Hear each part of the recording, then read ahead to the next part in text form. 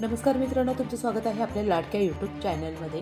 ठरलं तर मग मालिकेच्या आजच्या एपिसोडमध्ये अर्जुन सचिनचा पाठलाग करतो आणि त्याला पकडून ओढत ओढत हॉटेल बाहेर घेऊन येतो.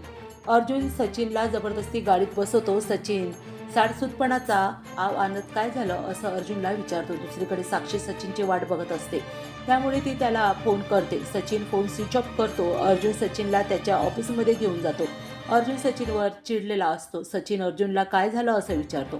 त्यावर अर्जुन म्हणतो, तुला खरंच नाही माहिती का, नेहमी अस्मिताईसमोर ॲक्टिंग करतोस तसं करतोय.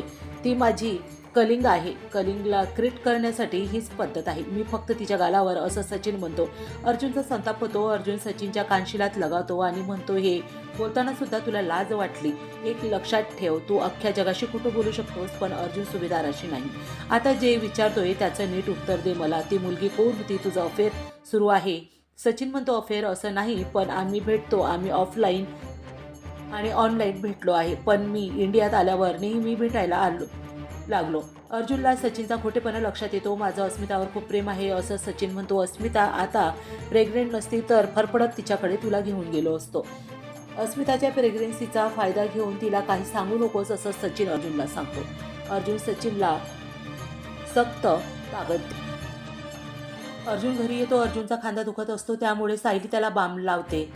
दुसरीकडे नागराज दारू पिऊन घरी येतो. नागराज सुमनला चहा आणायला सांगतो. सुमन म्हणते, एवढं काम झालं की चहा बनवायला जाते. नागराज अरेरावी करतो आणि तिच्यावर हात उचलतो. सायलीने सांगितल्याप्रमाणे सुमन नागराजला चांगला चिंगा दाखवते आणि पुन्हा दारू पिऊन यायचं नाही असं त्याला सांगते. सुमनचं वागणं बघून नागराजची घाबरगुंडी होते. पुढे सायली सुमनबद्दल अर्जुनला सांगते, पण अर्जुनचं लक्षच नसतं. अर्जुन त्यांच्याच विचारात गुंतलेला असतो. सायली अर्जुनला काय झालं असं विचारते. अर्जुन सायलीकडे अस्मिताची चौकशी करतो. दुसरी दिवशी सकाळी नाश्ता करतानाही अर्जुनचं लक्ष नसतं. अर्जुन पुन्हा अस्मिताची चौकशी करतो. तेवढ्याच अस्मिता तिथे. अर्जुन म्हणतो, माझ्या बायकोला सोडून मी दुसऱ्या कोणत्याही मुलीकडे बघत नाही. फक्त तीच नाही, माझं संपूर्ण कुटुंबही. जर कोणी त्यांना दुखवण्याचा प्रयत्न केला तर मी त्यांचा जीव घेईन. दुसरीकडे प्रिया नागराजला भेटते. प्रिया म्हणते, महापतीचा जीव साक्षीत अडकलाय, त्यामुळे साक्षीचा वापर करून घ्यावा. नागराजला प्लॅन सांगते.